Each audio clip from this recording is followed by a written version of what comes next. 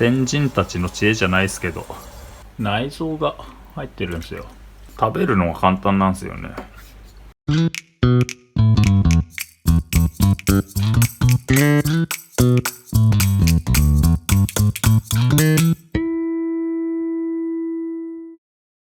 ナマコの食べ方紹介しようと思います。これ裏返すとこんな感じです。酢の物にしようと思っていまして、用意するのが柚子ときゅうりとお茶の葉っぱ、茶ぶりっていうね、軽く火を通して火を通してから、ちょっと柔らかめのナマコにして食べようかなと思ってるんで、お茶っ葉用意しましたって感じですね。そしたらさばいていきます。ナマコはね、これね、裏返してわかるんですけど、こっち口なんですよ。でこっちお尻ね、ここがお腹なんで、お腹から裂いちゃいますよと。でお腹裂くとこうやってね、内臓が入ってるんですよ。これがね、いわゆるね、この綿ってやつですよね。ちょっとさばいていきますね。あとこれね、この色がついてるオレンジの方はこれ卵巣なんですよ。これがこの子ってやつですよね。この子は集めて干したやつが口子ってやつね。結構お酒の珍味なんかでキロ何万円っていうね、高い値段で売られてたりする高級食材だったりしますね。だからここが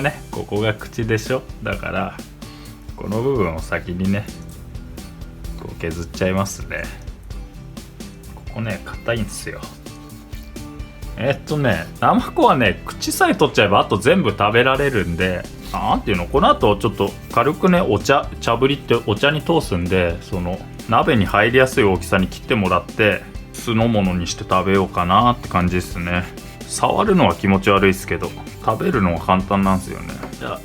ここから茶ぶりしていきます。こんな感じでね、なんかコーヒーパックみたいなのにお茶っ葉入れてあげると、ナマコにこのお茶っ葉がくっつかないんで、お茶に出してあげて、ここにナマコ通してって感じですね。でね、硬いのが好きな人はね、正直ね、このままね、生で切っても食べられますよ。これはね、多少柔らかめに火を通して、で厚めに切った方がなんか味がして好きかなって思うんで、なんで今回茶ぶりしますね。でお茶を沸かしてる間に3倍酢ね、この火入れたナマコを落とすお酢を用意しておきます。3倍酢はね、お酢とみりんとお醤油とって感じなんですけど、多少ね、これ漬け込むんで出汁で薄めて、でお湯に落としたナマコをそのまま落とすんで、こうやってね、袋かなんかに氷入れてあげて、でこいつ自体を冷やしといてあげるといいのかななんて思いますね。でね、これはね、赤ナマコっていう種類のナマコ、佐渡とか北陸産が多いですかね。あとはね、青森の方とかだと食用にするのはね、黒ナマコっていう、これはね結構柔らかくて、これはこれで美味しくて、あと青ナマコっていうナマコもいますね。青ナマコっていうのは結構硬くて、正直値段は赤ナマコよりは安いって感じですね。お湯沸いてきたらこれそのまま落としますね。落とすとね、徐々に縮まっていくんですよ。でこれがあんまり入れすぎるとふにゃふにゃになっちゃうし、短いとちょっと硬すぎるしで、だからこの辺はもう経験でしかね言えないですよね。だいたいね、僕が好きなのはこのぐらいの硬さですね。でお酢に落としてあげてって感じですね。なんでお茶で茹でるのかっていうと、タコとかもお茶で茹でたりするんですけど、色が出るって言うんですよね。先輩から聞いたのは、これ結構おせちとかに使うじゃないですか。お茶のね、この殺菌作用に期待してみたいな、先人たちの知恵じゃないですけど、こういうのはね、多分当てにした方がいいと思うんで、これね、ほんとね、火を入れすぎるとね、ふにゃふにゃになっちゃうんですよ。それだけは注意した方がいいかなっていう感じですね。茶ぶりしてお酢に突っ込んだら、このまんまね、半日とか、正直ね、1週間ぐらいはね、このまま全然日持ちしちゃうんで、半日以上置いてあげると味が馴染んで美味しいのかなって気がしますね。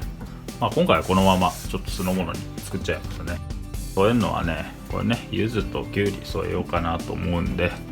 この辺切っていきます。まあナマコってね別にそんなにいっぱい食べるもんでもないと思うんで、まあ、こんな感じでね小さい器にまあ3倍ずつちょっと薄めて用意してあげておけば、まあこのままね器に入れていけるんでいいのかなって思いますね。これねナマコ、まあ、ナマコはもう僕はね結構この柔らかめに茶ぶりしたナマコを厚めに切って食べるのが好きなんで、こうやってね結構厚めに切っていきますね。でもこのまま3倍酢に入れてあげて、きゅうりね、きゅうりはまあどう切ってもいいんですけど、竹串ちょっとかましてあげて、こうやってねまな板に押さえつけながらこうやってきゅうり剥くと、こうねなんていうんですかね、かつらむきっぽくできるんですよ、きゅうりが。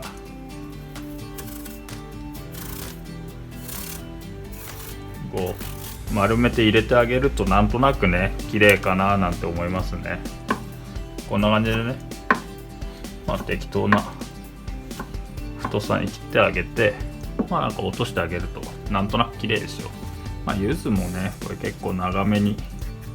こうへいであげて、でねまあ切って入れてあげると美味しく食べれるかななんて思いますね。この冷蔵庫で寝かせるときはこっちにもね柚子とか、あとあれねよく入れるのは唐辛子、鷹の爪をね結構入れといてあげると、まあ香りがついて美味しかったりしますかね。まあこれ鷹の爪入れるときはこのまま入れちゃう人もいるし、切って中の種取ってから入れる人もいるし、まあ僕はねこのまま入れちゃいますね。まあこんな感じでね冷蔵庫で寝かしとくと結構香りついて美味しいですよね。はい、ということでねこれ赤ナマコの酢の物完成です。